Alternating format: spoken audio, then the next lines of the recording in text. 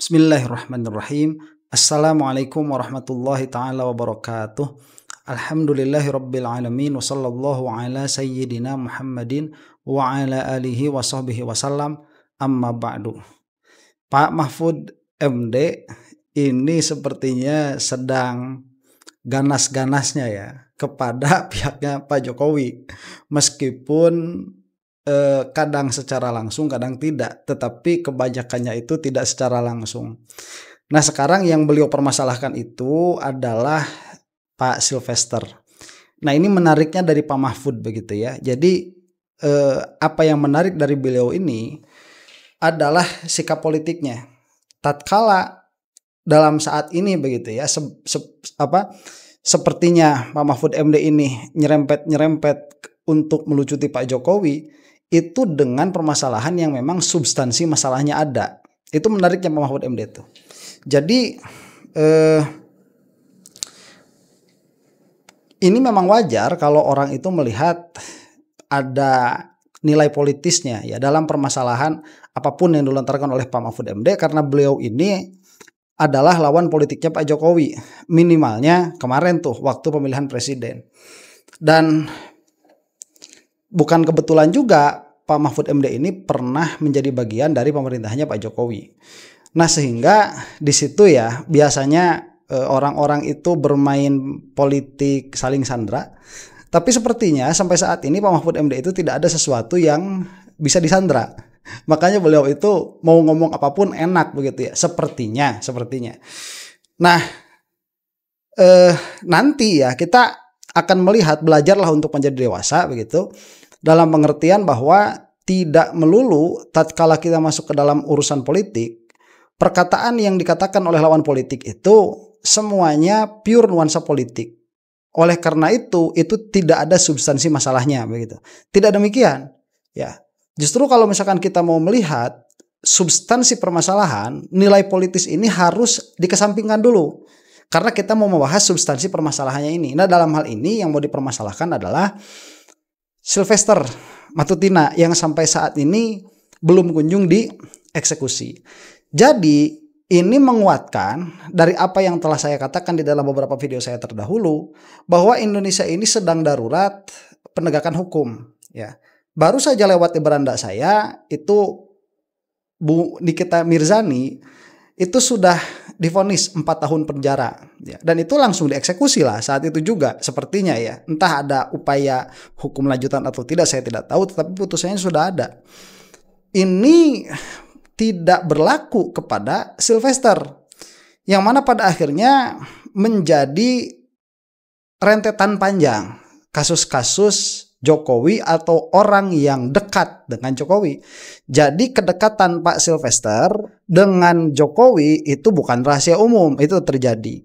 Kemudian vonis yang sudah inkrah itu pun fakta, tidak bisa dielakkan, itu pun terjadi. Kemudian tidak adanya eksekusi sampai saat ini, itu pun fakta juga, tidak bisa diingkari. Nah, kalau dari sini kemudian timbullah berbagai macam spekulasi bahwa salah satu sebab tidak tegaknya hukum di Indonesia adalah Pak Jokowi, akhirnya menjadi wajar begitu ya. Dan itu sudah dikatakan oleh beberapa pengamat politik, pengamat hukum, diantaranya ya Pak siapa itu, Pak Khozinuddin itu ya, Pak Khozinuddin. Nah, ala kulli hal ya, kita akan lihat dulu nih supaya kita ini memahami bahwa di dalam politik itu memang tidak ada teman yang abadi. Ini salah satu contohnya. Kemudian yang selanjutnya kita juga supaya memahami bagaimana seharusnya proses hukum ini bekerja apabila hukum di Indonesia ini tegak. Jadi jangankan kita itu bermimpi ya untuk mengadili Pak Jokowi. Ini yang sudah ada putusan inkrahnya saja, sudah ada putusan yang harus dieksekusi, itu sampai saat ini tidak dieksekusi. Lah bagaimana kita ini sebagai masyarakat mengidamkan negara yang hukumnya tegak begitu. Jadi bahasa hukum tegak atau tajam ke bawah tumpul ke atas itu bukan sebuah peribahasa lagi, tetapi itu memang sudah menjadi suatu kenyataan di Republik Indonesia saat ini. Ini kita akan lihat ya bagaimana sindiran-sindirannya Pak Mahfud MD kepada kasus Pak Sylvester. Keputusan vonis telah inkrah sejak lama, namun hingga saat ini Sylvester Matutina masih belum juga menjalani hukuman. Lalu apa yang terlupakan dalam kasus ini? Untuk lebih lengkapnya, saat ini kita sudah bergabung gitu, dengan Menko Bidang Politik, Hukum, dan Keamanan periode 2019-2024, Mahfud MD. Prof. Mahfud, apa kabar? Selamat malam. Baik, Friska Clarissa. Ini audionya agak jelek ya. Ya, Prof. Ini ngomong-ngomong soal kasusnya Sylvester Matutina, Prof kan menjabat Menko Polhukam 2019-2024. Sejak vonis itu diketuk oleh hakim 2019 sampai sekarang apa yang Prof lihat sehingga tidak bisa dieksekusi? Karena yang pasti dia menghindar, yang pasti ada yang melindungi. Sekurang-kurangnya saya katakan yang melindungi kejaksaan. Karena yang harus mengeksekusi dan tahu itu adalah kejaksaan. Jadi supaya dikaitkan dengan situasi politik pada saat itu. Anda jangan mengatakan, Pak Mahfud ngapain aja kok 2019. Saya 2019 itu belum jadi menteri. Ketika sudah menjadi menteri, kasus ini tidak muncul. Tidak menjadi persoalan publik. Sehingga bukan urusan Menko untuk mencari-cari hal yang tidak menjadi masalah. Kalau pada saat itu menjadi masalah, pasti saya suruh tangkap. Gitu. Nah itu yang saya maksud keunikannya Pak Mahfud MD. Beliau itu kan Menko ya dulu. 2019 diangkatnya oleh Pak Jokowi itu. Belum katanya tuh ya 2019. Jadi begini, Sylvester ini dia sudah divonis dari tahun 2019. Berarti kan sudah 6 tahun berlalu. Dan selama 6 tahun ini, 4 tahun diantaranya atau 5 tahun diantaranya, di situ ada Pak Mahfud MD. Tetapi Pak Mahfud ini sama-sama diamnya begitu. Nah alibinya Pak Mahfud MD, saya tidak mempermasalahkan saat itu karena ini tidak menjadi perhatian publik. Nah jadi begini. Waktu Jokowi ini berkuasa ya, kasusnya Sylvester ini jangankan dieksekusi, diperhatikan pun tidak. Ya, nggak ada yang berani. Entah bagaimana media-media ini nggak berani, kemudian orang yang mungkin ada 1-2 yang berkata di media sosial tapi tidak akan didengarkan atau bagaimana.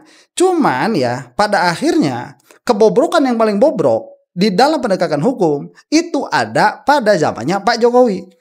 Ya, dari hal ini saja, dari satu hal ini saja kita bisa melihat bagaimana seseorang bisa melenggang dengan bebasnya setelah ada putusan inkrah yang mengatakan bahwa seseorang ini dia adalah terpidana. Dibiarkan begitu saja. Sudah Pak Jokowinya lengser, baru ada yang berani membuka. Ini loh ada orang, dia itu sudah didakwa, sudah tervonis, sudah terpidana, tetapi masih berkeliaran. Baru tuh. Itu pun sudah jadi narasi, itu pun sudah menjadi tema besar, tetapi sampai sekarang tidak ada yang berani melakukan eksekusi itu. Makanya tadi kalau misalkan dikatakan permasalahannya 2, apa itu? Si Sylvesternya ini bukan warga negara yang baik karena dia tidak mengikuti proses hukum sampai tuntas. Kemudian ada yang melindungi begitu. Karena kalau menghindar sendiri nggak bakalan bisa, dia itu ngomong-ngomong depan umum gak bakalan bisa. Kalau dia itu yang bersangkutan ini Pak Sylvester ini dia cuman satu pihak, yaitu menghindar. Tetapi di situ pasti ada perlindungan. Nah minimal yang melindungi itu siapa? Kejaksaan. Nah makanya kalau kita misalkan lihat sekarang, jadi jelaslah kenapa kejaksaan itu diantaranya yang mana salah satu tugas dari kejaksaan itu adalah untuk mengusut ya tindak-tindak pidana yang ada itu bisa termasuk di dalamnya adalah tindak pidana korupsi. Kenapa kita melihat sekarang kejaksaan ini belum berani menyentuh Pak Jokowi atau orang-orang yang terhubung kepada Pak Jokowi? Clearlah permasalahannya. Negara kita ini sedang di bawah kuasa mafia. Clearlah. Karena ini baru muncul sesudah terjadi perubahan politik. Saya tahu tentang Sylvester ini baru 2 kali ngelihat. Pertama waktu dia mau berkelahi dengan Rocky Gerung itu yang bilang, waduh ini saya fakultas hukum juga, saya pengacara. Terus saya tanya ini kok enggak ini, tapi dari universitas mana? Ada yang bilang tuh dari universitas tertutup gitu. Tertutup tuh artinya universitas sudah ditutup. Ya saya enggak bicara sekalipun tentang dia. Terakhir saya baru tahu kalau dia itu narapidana, terpidana. Itu sesudah ribut dengan Roy Suryo di debat dengan televisi yang bilang Roy Suryo kamu tuh narapidana, kamu terpidana tapi belum masuk.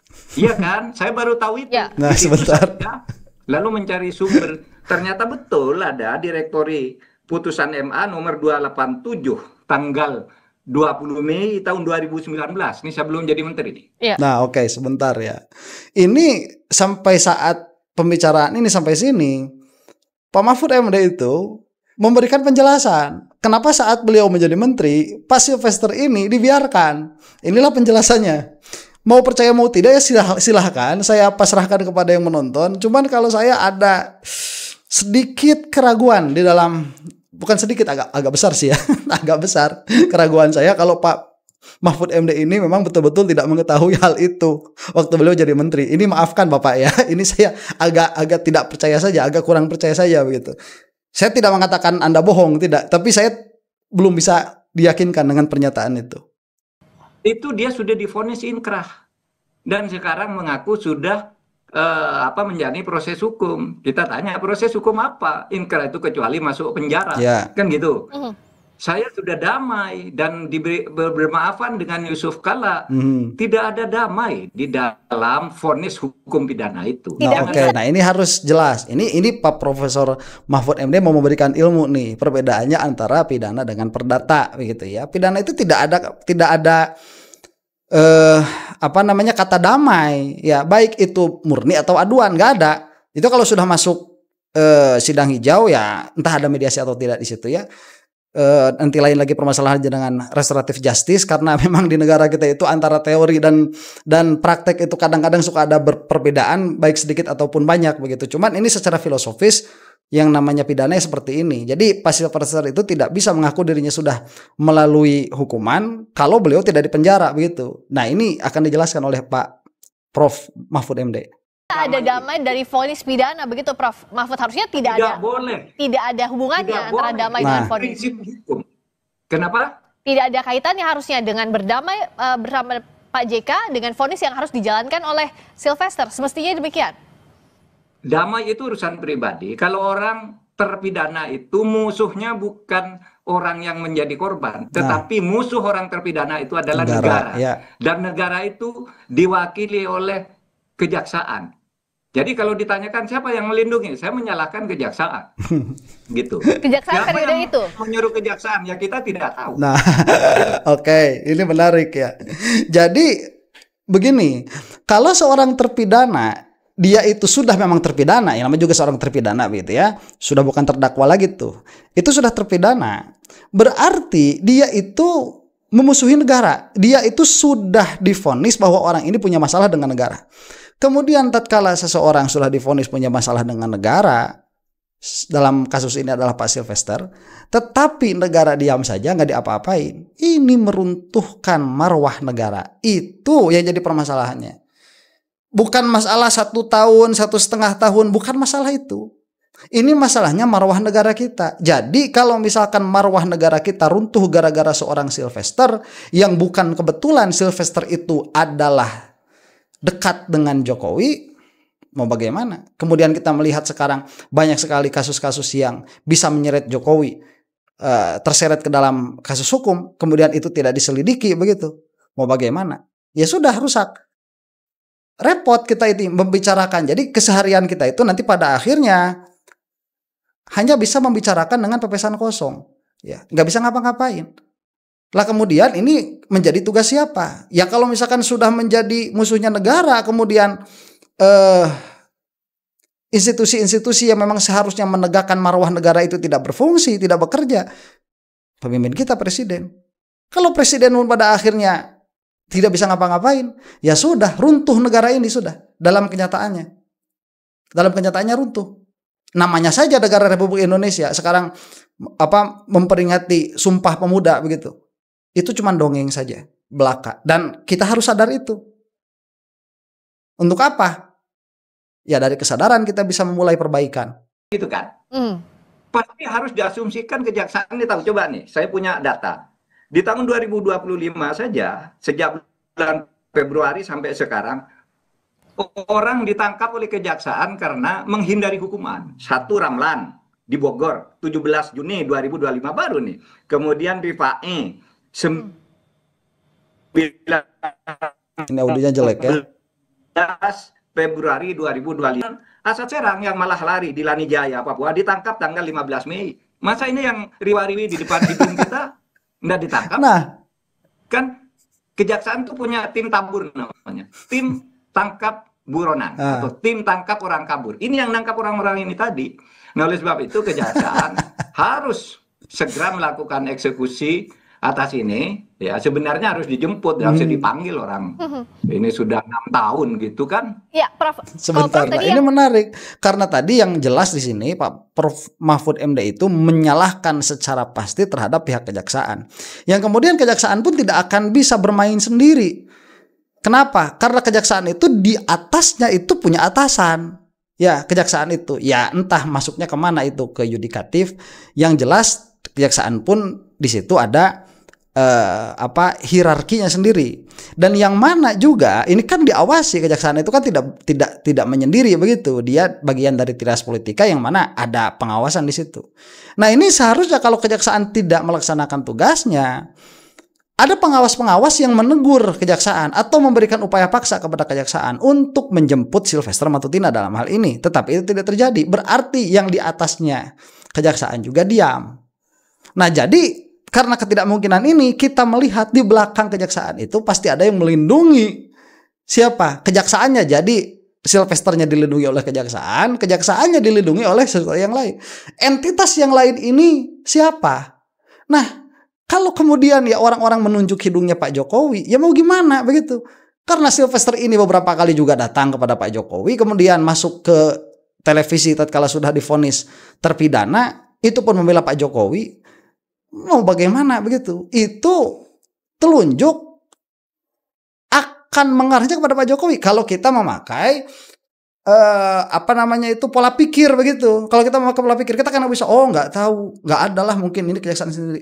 Nggak bisa kita tuh seperti itu, nggak bisa. Makanya kalau di dalam pelajaran-pelajaran ilmu kalam itu suka dikatakan yang namanya zon itu dia infial, ya. Zon itu sangkaan itu. Sangkaan itu bukan kita menyangka-nyangka, bukan.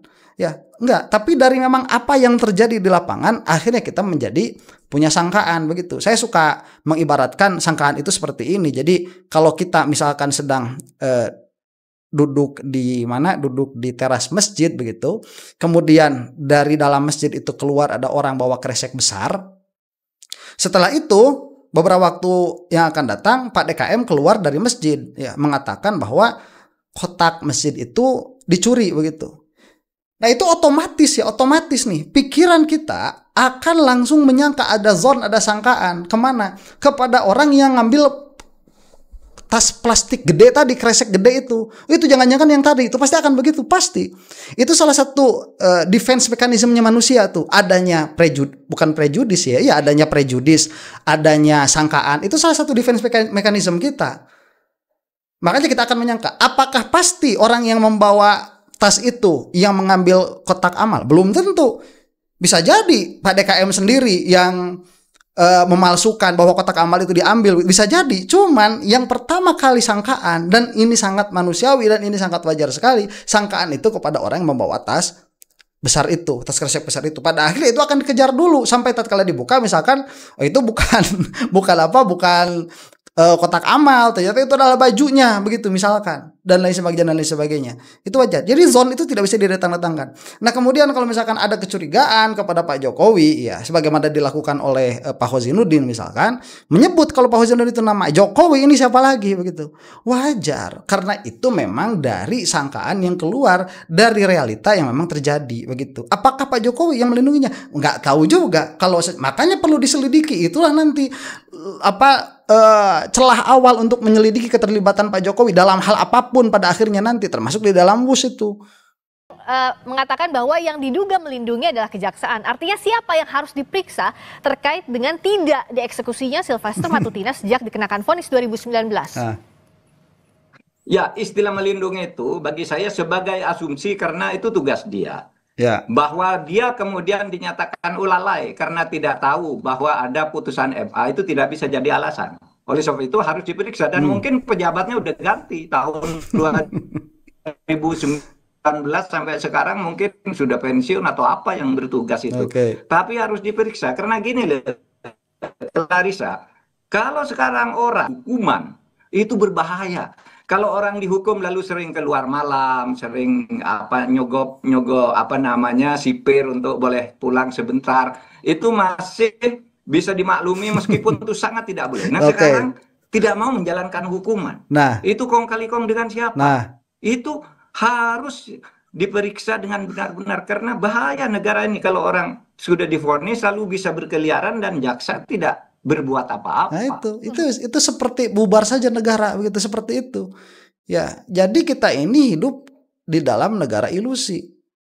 Kita bayar pajak. Ya ala kulli hal ya, ini bukan hukum agama loh ya yang dilanggar oleh Sylvester ini. Ini hukum negara. Hukum negara saja yang mana itu kesepakatan di antara manusia. Ini kan kita sepakat begitu untuk menjalani negara dengan keadaan seperti ini, sepakat. Harusnya kesepakatan itu dihargai oleh setiap orang yang hidup di dalamnya. Tetapi Sylvester ini menginjak-injak marwah hukum negara Republik Indonesia. Diinjak-injak oleh Sylvester. Mana ada yang berani gerak? Nggak ada. Kita masyarakat mau gimana? Ya, dan menarik apa yang dikatakan oleh Pak Mahfud MD ini. Apa latar politisnya sebagai relawan sehingga 2019-2024 quote and quote dilindungi untuk tidak dieksekusi? Saya akan menyatakan secara formal orang ini tidak ditangkap karena kejaksaan melindungi. Melindungi dalam bentuk apa? Lalai. Kalau betul-betul melindungi secara sengaja, pasti ada yang menyuruh. Kemungkinannya ada atasan yang membacking, kemungkinannya suap. Apalagi coba. Nah, untuk coba apalagi untuk mengusut logika itu logika umum. Nah, kejaksaan dok harus bertanggung jawab kepada publik. Tadi Prof Mahfud bilang kan kejaksaan harus bertanggung jawab. Ini Prof tadi bilang kejaksaan harus bertanggung jawab. Wajib bertanggung jawab. Nah, untuk wajib mengusut bertanggung jawab. Siapa lagi yang mau tanggung jawab?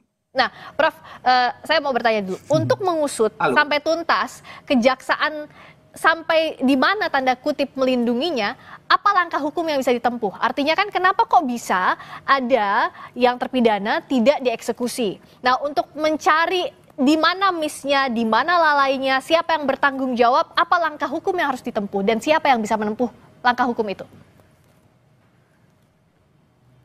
Langkah pertama adalah segera memasukkan Matuda itu diusut. Siapa dulu yang menjadi yang memimpin urusan ini? Direktorat apa, bagian apa, siapa pejabatnya, kenapa ini tidak segera dieksekusi? Gitu. Nanti akan ketemu itu siapa yang memesan, apakah ini pemain politik atau pemimpin pemerintahan, menteri atau apa, itu harus diusut karena ini bahaya kalau ini dibiarkan. Orang boleh bertanya seperti Anda bertanya tadi, "Loh Pak Mahfud, Anda kok diam aja pada saat Anda di situ?" Loh, kasus ini tidak muncul. Kalau sudah tahu saat itu muncul, ya saya pasti berteriak agar segera dieksekusi gitu. Oke, ya tadi kalau misalkan saya mengatakan saya tidak bisa percaya dengan apa yang dikatakan oleh Pak Mahfud MD di sini ya bagaimana lagi begitu, kurang meyakinkan. Lalu di sana lama kok Pak Mahfud MD itu 5 tahun ya, masa lebih tahu Roy Suryo? Ya itu sih kalau saya tidak tahu, mungkin betul genuine memang Pak Mahfud MD ini tidak tahu. Cuma sekali lagi kalau kita masuk kepada substansi permasalahannya, apa yang dikatakan oleh Pak Mahfud MD ini on point. Yang pertama kali harus diusut. Jadi sekarang permasalahannya kan bukan hanya Sylvester saja.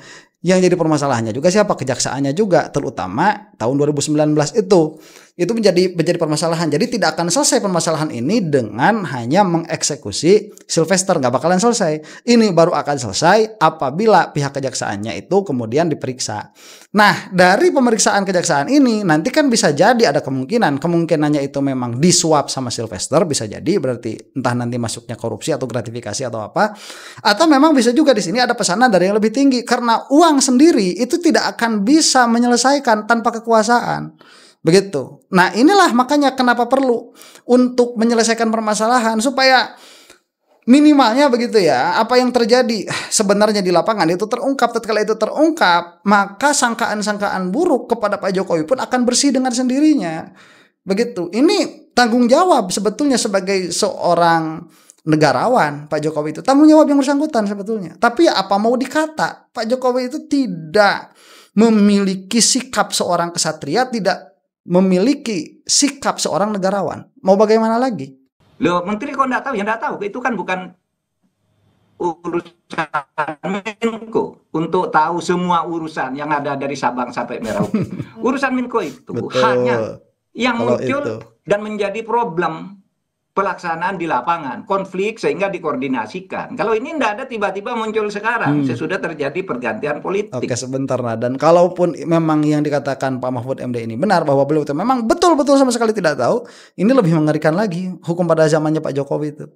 Kenapa? Ya kok tidak ada yang membicarakan, berarti orang untuk membicarakannya pun tidak berani. Ya, itu sehebat itukah Jokowi? Ya. Geng Solo itu saya baru ngobrol dengan, ya udahlah itu nanti ada khusus ya. Saya baru ngobrol dengan orang yang memang bisa dipercaya ya di dalam pemerintahan.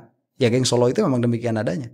Ya, dari mana asalnya dan bagaimana itu tahu betul beliau itu. Gitu. Anda juga seperti bertanya, Pak Mahfud, itu Riza Khalid kan waktu Anda sudah ada dilaporkan ke Presiden oleh Menteri SDM, tapi oleh Presiden tidak diteruskan. Waktu zaman saya tidak muncul kasus itu, baru sekarang saya berbicara tentang Riza Khalid itu kan baru muncul sekarang. Seorang Menko itu kan tidak harus tahu semuanya, kecuali ada laporan di saat itu atau muncul sebagai isu yang panas di tengah-tengah masyarakat, baru seorang Menko itu mengkoordinasikan agarnya semua jalan. Sebentar ya, kalau bagi saya tidak begitu. Kalau bagi saya seorang Menko itu harus tahu permasalahan, memang tidak semuanya, tetapi permasalahan-permasalahan yang berpotensi yang berpotensi meruntuhkan marwah negara seperti Pak Sylvester ini sebetulnya harus tahu. Kalau bagi saya begitu ya entah, itu kan tidak termasuk apa yang dikatakan oleh Pak Mahfud MD. Yang dikatakan oleh Pak Mahfud betul, memang nggak usah tahu semua permasalahan dari Sabang sampai Merauke, iya, tetapi permasalahan-permasalahan seperti ini ya seharusnya Menko itu proaktif mengetahui. Jadi nggak nunggu dulu rame, ini ramenya apa. Kalau gitu mah bukan Menko Pak, YouTuber. Kalau kita mah lihatnya ada apa yang rame ya. Wih, ini Sylvester nih, kata Pak Roy Suryo udah lama nggak dieksekusi. Nah itu kalau kita nunggu, kalau Menko mah tuh ya jangan nunggu lah, harusnya itu. Prof Mahfud tampaknya terputus. Prof Mahfud bisa gitu. Oke, sudah tersambung lagi. Itu Clarissa. Ya, tadi sempat sedikit terputus, Prof. Saya mau tanya soal ini. Kan sekarang itu sudah jelas bahwa statusnya adalah terpidana Sylvester. Artinya tidak perlu lagi ada pemanggilan, yang harus dilakukan adalah eksekusi. Iya dong. Iya sebetulnya ini udah habis lah ya. sudah selesai. Jadi memang ini kasusnya sudah selesai, dalam pengertian ini adalah pidana yang mungkin ini kasasi ya. Jadi sudah tidak ada upaya hukum lanjutan, ini sudah seharusnya diselesaikan. Yang menjadi sorotan bagi saya adalah bagaimana negara Indonesia ini mau menyelesaikan permasalahan-permasalahan besar. Yang mana permasalahan-permasalahan besar itu saya yakin ada gitu ya. Ya yang sudah agak ramai saja, misalkan seperti haji, Chromebook begitu ya. Apakah berhenti di situ ya? Masa orang menteri sebaik-baiknya Pak Nadiem Makarim itu masih bisa terjerat kok. Ini bagaimana kita bisa menyelesaikan kasus-kasus besar seperti itu? Kalau kasus kecil saja yang 1,5 tahun hubungannya bukan sama duit, ini kok susah sekali untuk mengeksekusi begitu. Udah bener pengadilannya, eksekutornya nggak bener. Demikian ya. Mudah-mudahan Allah Subhanahu Wa Taala itu mengampuni kita semua dan memberikan rahmat yang besar kepada bangsa Indonesia. Wallahu taala a'lam bishawab. Assalamualaikum warahmatullahi taala wabarakatuh.